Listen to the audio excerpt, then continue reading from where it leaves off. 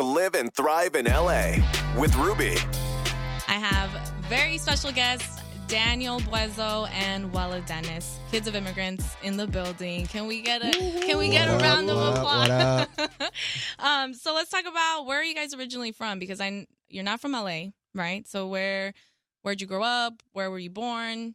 Originally from Brooklyn, New York, and New Jersey, Plainfield, New Jersey. Yeah. East Coast, rapping. East Coast. Originally from Sacramento, up north. Sacktown. Yes. Great. Okay. Yeah. So how do you, I know KOI, Kids of Immigrants, you guys are both Kids of Immigrants. Weleh, you came up with that name originally, or you were the mastermind behind the name, or was it sort of you and Danny were like, this is great? I came with the name in college. It was like around some time when there was like Egyptian rebellion, and I was living with somebody and we were thinking about stuff. But then it came back when we were talking about was that like 10 years ago? That's a long ass time ago. Damn near. Yeah, because the first time he told me about the name was 6 years ago. It's almost like probably. And when he told me about it, he told me they made up that name years back. So that's like 2010. 2010. Yes, So almost 10 years ago. Yeah. Yeah. Crazy. So what about your cultures inspire you? I know you're Hondureño. Yeah. Your family's from Liberia. So what is it about your cultures that transcends into your brand now? It was like the first conversation that Weleh and I had. We both were like in that fashion world. But everything that connected us was... What do you mean in that fashion world? Like you both worked for retail, design, styling, just that whole world, magazines, all types of stuff. Like a lot of what like that conversation was very surface level. Like it was like, oh, cool, I like this designer, I like that designer. I think this is dope. I think that's not. But what really connected us was our families and upbringings of first generation American, and the duality of having parents that are from a different country and being raised in this country as American kids. So we'll always say, like, you know, we go to school and we're like these American kids doing all the American stuff. We go home and we eating like very like for me, like village food from Honduras, like bean soup and weird ass food, and then we getting ass whoopings like we're in Honduras. Like, you know, it wasn't the typical ass, you know, spank in the hand. It's like you can't call CPS. Yeah, and you know, my parents would dare me to call CPS.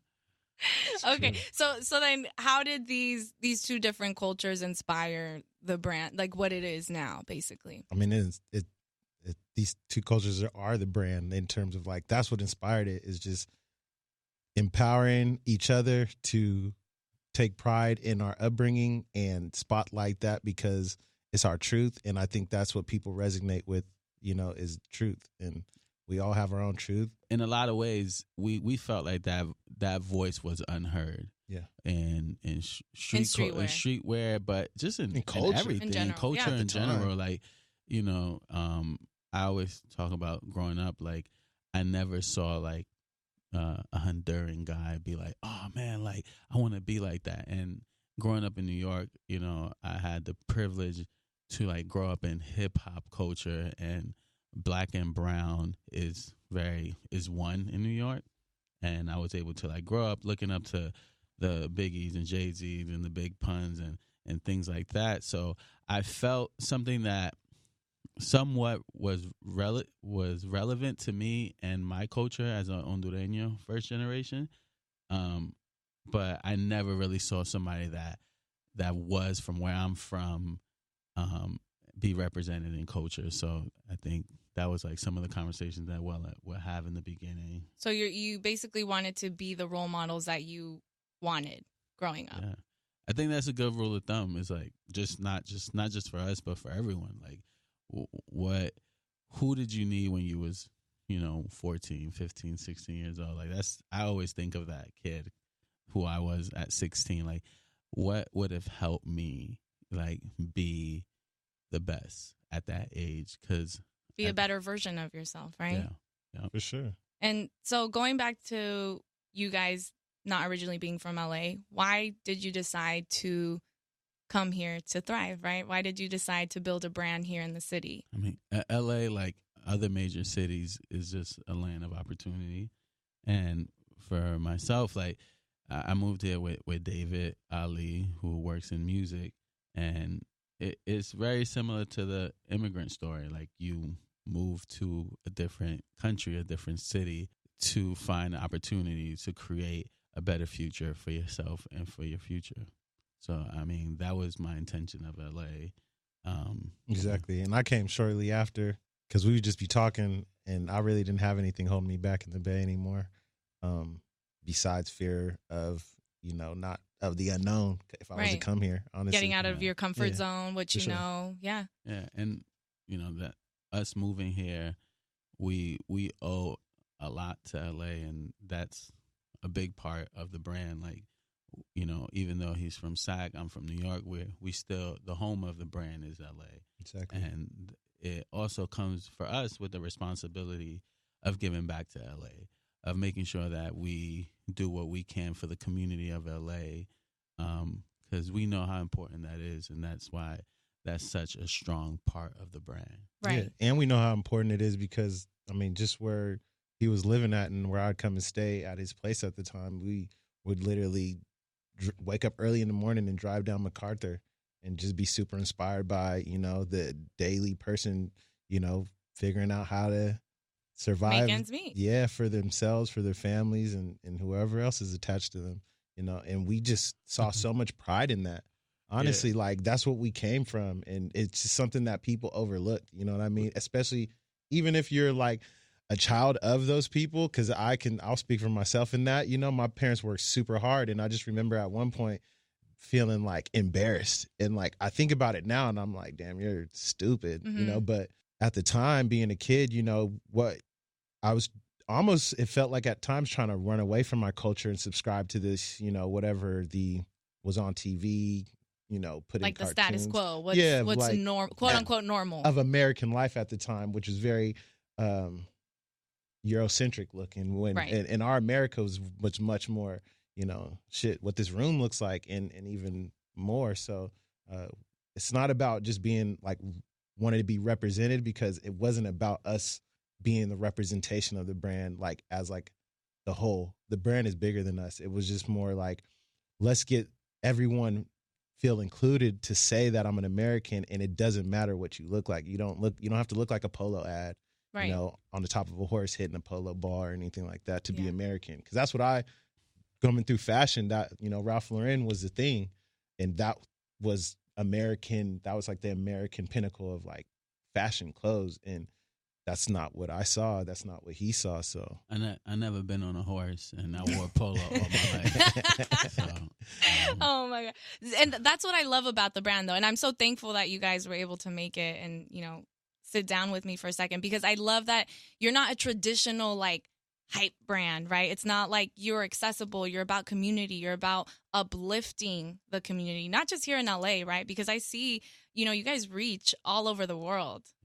And so it's like, I have so much admiration and respect for that, because it's not just about, like you said, this cool graphic or this, like, it's about something bigger, about a movement. That's something that I think you don't see as often in streetwear. Mm-hmm. And not that every streetwear brand has to be that way, but I think that's why I have so much respect for the brand. Yeah, I feel like that, like, that will be the future of a lot of like streetwear and just culture in general, just the conscious effort of, what you put out with your art. And I feel like with us, like, community was just a thing. It was equally as important as product.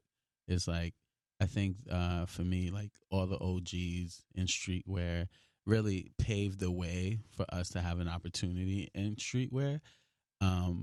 But I feel like, to pay homage to what they did, to take streetwear to the next level, is like, what is streetwear doing for the communities? How is streetwear uplifting our people? How is streetwear uniting our people? And how do we make a conscious effort to be not just a brand, but to be, a community, to be able to like go to schools and work with different programs. We've worked at the borders. We worked with the homeless communities. We worked with different high schools and art programs. We've done school drives, and not just like as a thing, like to look good, to be like, hey, look at us. We're out here trying to save the world. And, you're not looking for a pat on the back or a round of applause. You're doing it because you genuinely want to make a change, a difference, Yeah, it's just part of the brand. Like we talk now, and it's, a lot of the people who knock on our doors now is like, oh, we love your community. We love how inclusive and diverse you guys are. And we like, that's not our language. We don't say like, hey, we got to be inclusive and diverse. It's like, that's just who we are. We're not trying to be diverse. We're not trying to be inclusive. We're not trying to be, oh, let's be a community brand. It's like, no, this is just who we are. This is just what we do. And and it's exciting. You don't have to hire like an inclusivity coordinator to make sure that you guys are not. Exactly. It's not like that. It's very genuine and authentic to who you are as humans. And that's what's funny is like starting a brand, again, coming from an academic background, that I always had seen that, companies would have was like, what's your demographic? And that's something that I think for me, that's why I love the whole idea of teaching. I don't think it's like the standard curriculum that we know of teaching now. I think it's needs a lot of updating, but it's basically how do we affect the mentality of people, not just kids, but just people, because we're all learning. We never stop. So the way of affecting that mentality was really, that was our goal. You don't have to even buy our stuff, just be inspired. A lot of it is like that whole do-it-yourself mentality. Like one of our quotes for our 3-year was, we are the ones we're waiting for. We just came from a background where we saw we have to be our own saviors before we can, rally people behind us to have these same perspectives that we can focus our energy on trying to solve these problems, and also while we're trying to, get these people to connect because we're all the same. It's like, how do we level up that mentality of how you carry yourself, the things you look at, the things you do, because a lot of us come from like, what some people may call a broken upbringing, but it's just an upbringing that is, not quote unquote fair, but what is fair. Right. Or traditional. Yeah. Right? Or traditional. Yeah. It's how do we up level the mentality and the thought process of our people and equip them with the ability to create solutions. Yeah. We all have problems, and we can't all connect through trying to solve his problem, trying to solve your problem, a lot of it is just like, this is what I did, this is what we did, and this is where we're at now, and how do we equip these people with the tools to, what you would say, get through the forest. We can't really give you a map because we're learning every day where we're going. Yeah. But we can tell you some of the things we experienced and, some of the crafts we learned and the tools we've learned to get to where we're going. Right. So speaking of tools, what would you say if someone came to you and was like, hey, I want to start a brand. I want to start a streetwear brand. What one tip would you give them that you've learned, maybe through trial and error, maybe through, failures, successes? What one tip would you give them if they wanted to create their own clothing brand? Like, I was listening to my boy, Casey. He has a brand, Bricks and Wood. And one thing that he said, I was like, yeah, that's basically something that Weleh and I say, but it's like self-awareness. I think that's really important to know before you try to express. And maybe you learn more of yourself, you learn more about yourself through starting to express. But I think self-awareness to me, and just do it. Don't overthink it. It's hard in streetwear and just business in general to do shit from your heart. But doing it from your heart, I think, will lead you to places where you need to be, lessons that you need to learn, and take you to where you need to go to get to wherever you're going. Exactly. Right. I'd say it's like, what's your why? Like, why are you doing it? I think that's something that people sometimes don't ask themselves. They'll look at the next person's like whatever the next person's going through, and they'll want to mimic it. Where it's like, a lot of what you be trying to mimic from us is like our truth. And the only way you can, I guess, start something like us would be to believe in your truth. And right. That's why we started a lot of this too, is to empower our people. You know, your truth is nothing to be ashamed of or embarrassed about. 1,000%. So let's talk about the design process. Like is someone in charge of that? Is it a collective thing? Who helps to create these dope designs that we see? Everything is really came from Weleh, and a lot of it, I guess, Weleh could say more, but it's conversations between us, things he's inspired by, and he kind of just comes back to the drawing board and like, hey, like, this is what I've been thinking, and then we'll have a conversation, and he kind of, conversations is so important, and huge. Like I was laughing earlier because we've literally been on the phone in multiple occasions for hours. Like, damn, I look at my phone, it's like an hour and 49 minutes. You're like, at 1%. For real. For real. Like, he was talking about us being inspired by MacArthur Park. There were several times when we were, being inspired by the street vendor, the hustle and bustle there, that we would wake up at 6 a.m. just to go to MacArthur Park and talk and just be around that energy. So, the design process, a lot of it is inspired by that, but Weleh can tell you more about that. Yeah, a lot of it is, coming from a back end of like being classically trained in fashion. I was super blessed to see like what wasn't there. I think sometimes it sucks when people are like, I don't feel adequate because I didn't go to school. And sometimes it's hard for me to tell them because it's like, bro, you can only say that because you went to school. Yeah. But it's like seeing the other side, I'm just like, that's what people don't get is like, when you become locked in a vacuum of craftsmanship, you got to think about where does all this cool stuff go after you make it?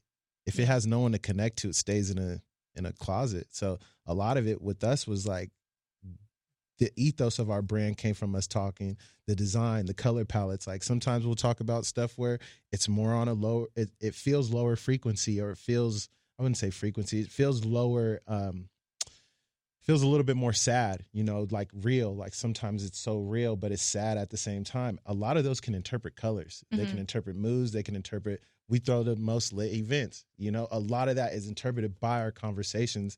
And these are all things that come from, a background of art or craftsmanship, but a lot of it has to be channeled through emotion, and if we don't talk about it, and it only comes about color palettes and silhouettes and, trends of last year and trends of this year, you forget that you're even designing for people. You haven't asked a person one word yet, but you're trying to design for them. It makes no sense. You know what I mean? So yeah, I think Weleh really took out a lot of the technical stuff that I thought was important in design. Like he would always tell me, nah, bro, you are a designer. Nah, bro, you are an artist.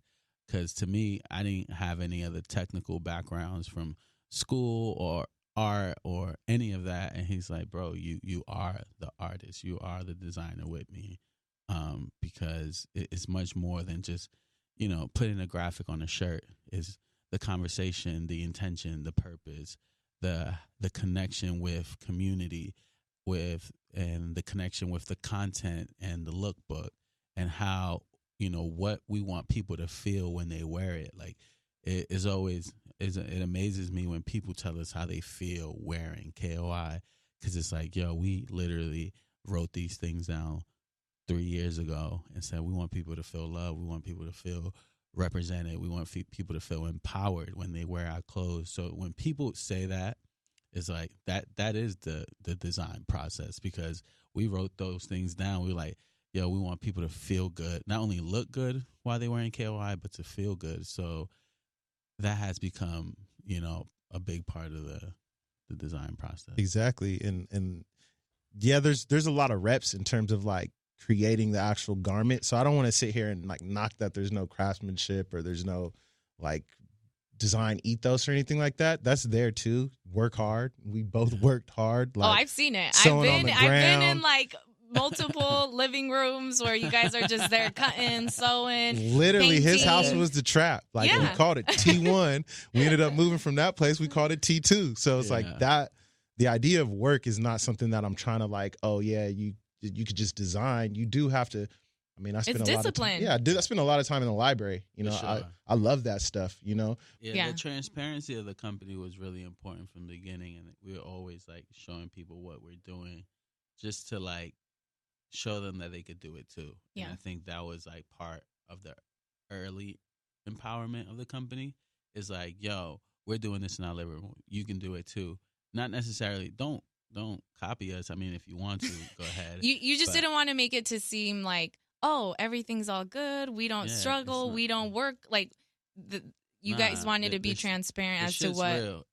And if it's the like, grind. We always said, if it's perfect, it ain't real, and if it's real, it ain't perfect. So we wanted to really showcase that and not be afraid of our quote unquote weaknesses, because it's not really our weakness. It's what makes us unique. It's what set us apart. And if you can look at those vulnerable things and in a way use them to your advantage, it'll help you a lot, especially in the beginning, because the beginning of anything, whether it's art, music, cooking, whatever it is, you feel an experience and you feel all these things are against you, but really those things are there to make you better, to distinguish you, to help you find yourself exactly.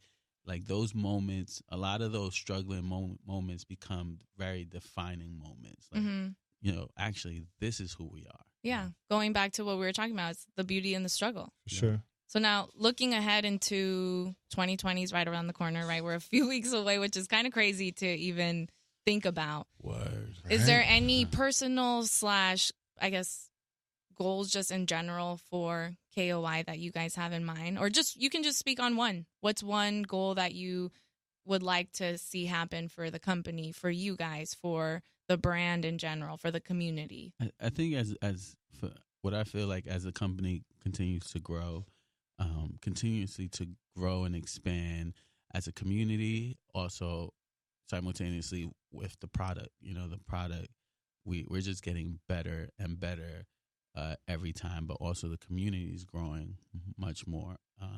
Also, we've developed different channels to express the brand, whether it's through live events, whether it is through media, through obviously product and design, but also just our perspective of like how we look at things. So we've been growing in different ways. I think a personal goal that I keep coming to the team meetings with is like, I want to expand globally. You know, Kids of Immigrants, the topic of immigration is an American topic at the moment for us, even though we do have a global reach and we do have people in Australia, London, and places all over the world that buy us. But I think just being able to expand more and reach Kids of Immigrants all around over the world, because I feel like understanding where we are now, and you know, for us, representation has been a big part of like how these kids are being empowered. Just it doesn't have to, you know,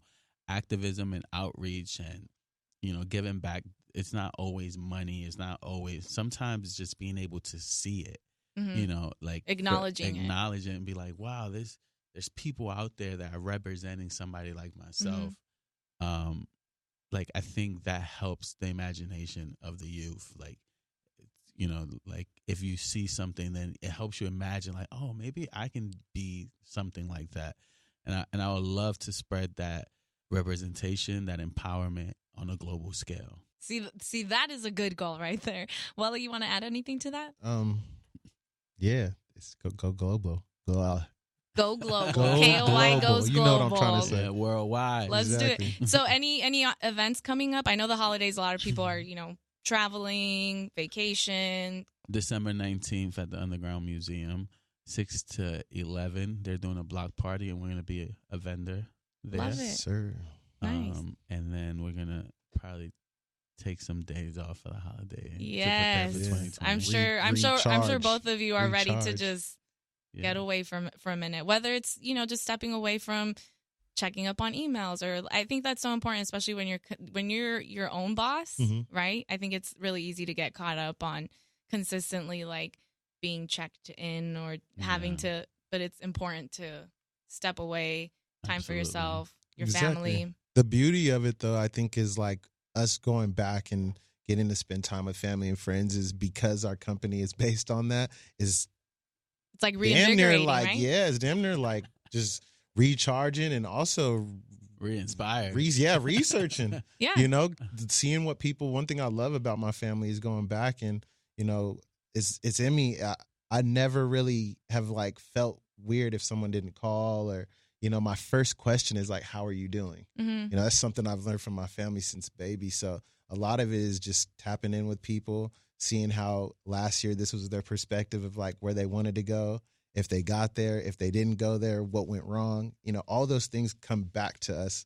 We talk about it and it goes back into the clothes. And then we relay to the people and give them some type of advice.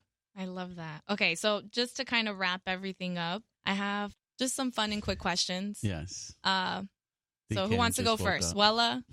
Yeah. Danny? Let's Okay. go. Favorite spot to eat in LA? Damn, I can't Ding, remember ding, ding. Time's up. I'm just kidding.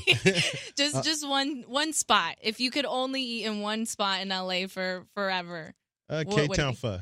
K-Town Pho. Yeah. Okay. Favorite place to go out? I know you don't go out all the time, but if you could pick one spot that like you just want to, yeah. Should I go out to hikes and stuff like that? I mean, I could tell you a hike, but to the beach. Like, I'm not really a club goer. You know, it doesn't have to be a club. It could be like a bar. Love Fest. Yeah, Love Fest. Love Fest. Homegirl, shout out to BB. Homegirl BB. That's okay. Favorite place to shop for yourself? Salvation Army or Goodwill. And your favorite song right now? I don't really got a favorite song. Like if you get in the car and you go in your phone and you're gonna play a song, what would it be? The first one.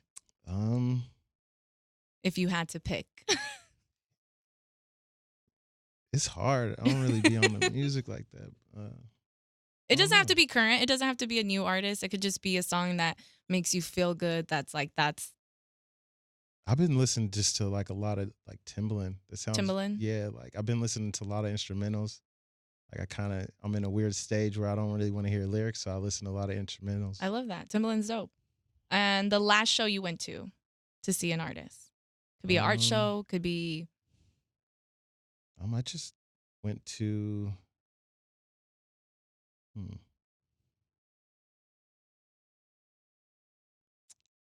mean, I just had a show, so that's like damn near the only thing on my mind. So the last show I went to was Devin Mercadale and Brian Berry. Okay, and then this one. What's the last emoji you used on your phone? The shaka. Love it. Okay, Danny, you're up next. Favorite spot to eat in LA? I like the truffle pasta at Toroni. Toroni. In downtown? Yeah. Okay. Favorite place to go out? I know you like to go. I would say I don't really go out. JK. Everyone listening would be like, I saw him last night at Lock and Key. Oh shit. It would be BB Love Fest or Shaba. Okay, Shaba. Shout out to Shaba. And your favorite place to shop? For yourself. For myself, Kids of Immigrants.us. Shameless plug. And then if not, opening ceremony and go to Kids of Immigrants rack section. At opening ceremony. Okay. Your favorite song right now?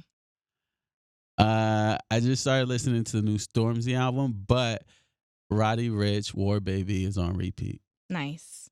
And the last show you went to? I went to a show Snow Allegro. Snow Allegro. Oh, yeah, you went with Deb. Yeah. And then the last emoji you used? The red heart. That I use that probably too much. Okay. It's love. It's just love. I'm not gonna ask who you send it to. It's all good. I send it to everyone. It's just it's just love. It's easy. No, I get it. All right, well, that's it for us. Thank you so much for hanging out. You guys want to plug your Instagrams? It's Daniel Buezo at Daniel Buezo. And at Kids of Immigrants. Okay. Yeah, at Weleh_CA and at Kids of Immigrants. Love it. Thank you so much. Thank you. Let's My go. social security number is